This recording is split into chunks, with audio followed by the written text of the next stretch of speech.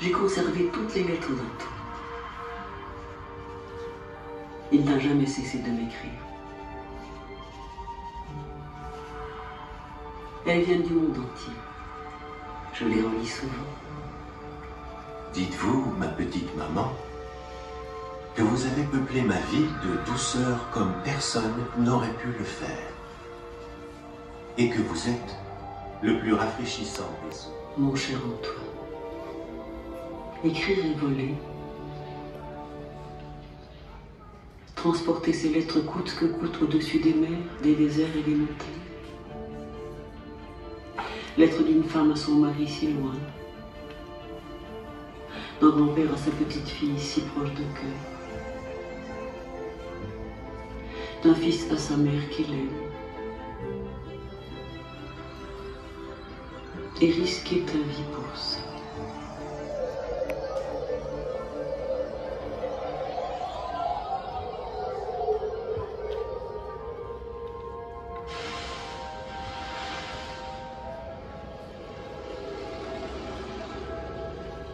J'aime bien les couchers de soleil.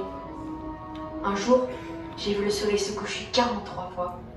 Tu sais, quand on est tellement triste, on aime les couchers de soleil.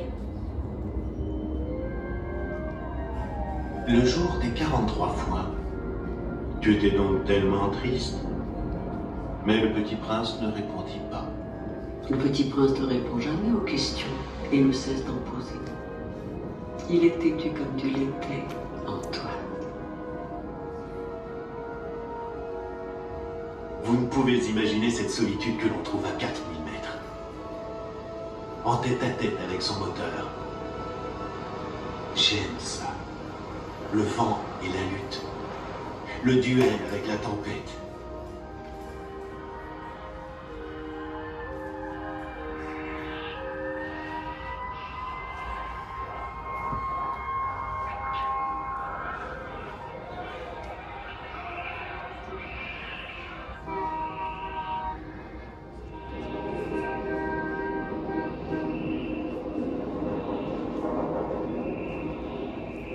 Les hommes, ils s'enfournent dans les rapides, mais ils ne savent plus ce qu'ils cherchent. Alors ils s'agitent et tournent en rond.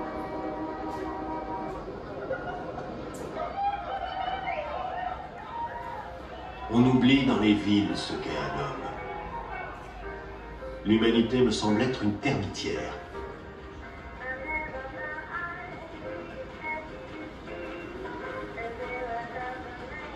On ne peut plus vivre de frigidaire, de politique, de belote et de mots croisés, voyez-vous? On ne peut plus vivre sans poésie, couleur ni amour. C'est pourtant dans cette ville et pendant cette vie d'exilé que tu ne voulais pas, que ton imagination a donné forme à ce petit prince blond comme les blés.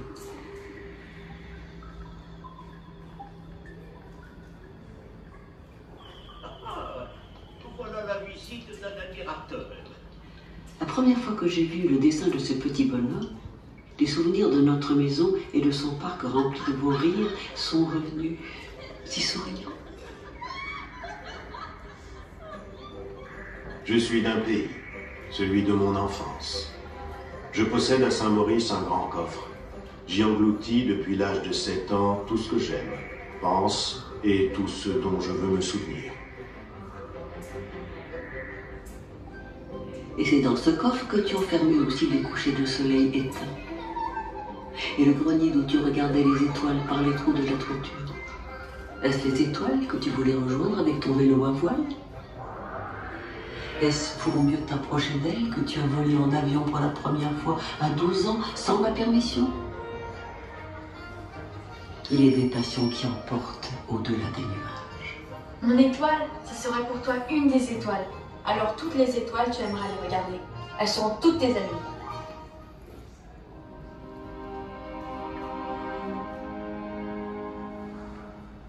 J'ai toujours aimé le désert. On s'assoit sur une dune de sable. On ne voit rien, on n'entend rien. Et cependant, quelque chose rayonne en silence. C'est au fond du désert que l'on découvre le mieux ce qu'est un homme. Il y a des moments mystérieux qui nous grandissent parce que nous sommes liés les uns aux autres par un but commun. C'est ce qui grandit l'homme qui fait l'homme. Les hommes de chez toi cultivent 5000 roses dans un même jardin et ils ne trouvent pas ce qu'ils cherchent. Et pourtant, ce qu'ils cherchent pourrait être trouvé dans une seule rose ou un peu d'eau. C'est tout. Tu en connais la rareté. J'ai eu si peur, Antoine, sans nouvelles de toi pendant 4 jours, lors de ton accident d'avion dans le désert. J'ai cru te perdre pour la première fois.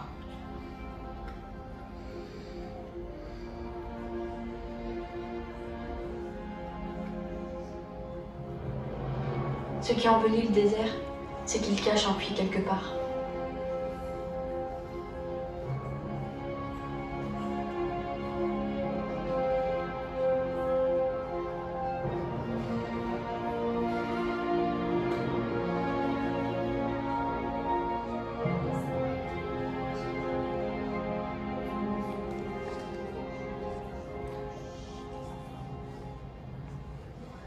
L'essentiel, le plus souvent, n'a pas de poids. L'essentiel ici, en apparence, n'a été qu'un sourire. On est récompensé par un sourire. On est animé par un sourire. Mais si tu m'apprivoises, nous aurons besoin l'un de l'autre. Tu seras pour moi unique au monde. Je serai pour toi unique au monde. Voici mon secret. Il est très simple. On ne voit bien qu'avec le cœur. L'essentiel est invisible pour les yeux. L'essentiel est invisible pour les yeux. Répéta le petit prince, afin de se souvenir. C'est le temps que tu as perdu pour ta rose qui fait ta rose si importante. C'est le temps que j'ai perdu pour ma rose. Les hommes ont oublié cette vérité. Dit le renard. Mais tu ne dois pas l'oublier. Tu deviens responsable pour toujours de ce que tu as apprivoisé. Tu es responsable de ta rose. Je suis responsable de ma rose. Répéta le petit prince, afin de se souvenir. Et tu es reparti sur le chemin de ton devoir d'homme.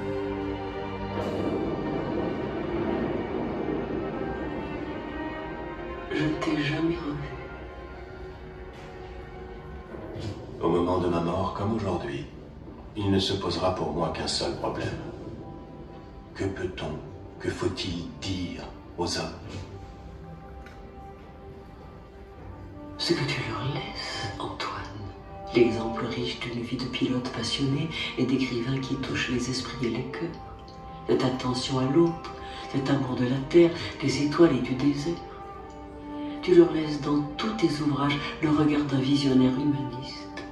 Et tu laisses aux hommes un petit bonhomme blond comme les blés, reparti lui aussi vers sa petite planète, s'occuper de sa rose. Tu auras de la peine. J'aurai l'air d'être mort. Ce ne sera pas vrai.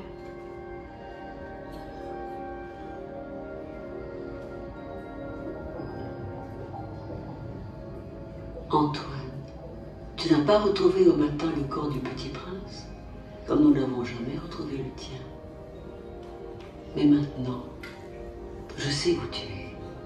Je sais enfin qui tu es. Je comprends désormais l'émotion ressentie en voyant les premiers dessins du petit prince. Ce petit prince, c'est toi. Il est l'enfant blond qui juge sans complaisance l'adulte que tu es devenu. Je suis si heureuse que vous soyez amis. Alors maintenant, lorsque les nuages que tu as tant de fois survolés laissent un ciel clair, je regarde les étoiles se refléter dans la mer. Quand tu regarderas le ciel la nuit, puisque j'habiterai dans l'une d'elles, puisque je rirai dans l'une d'elles, alors ce sera pour toi comme si riaient toutes les étoiles. Tu auras, toi, des étoiles qui savent rire.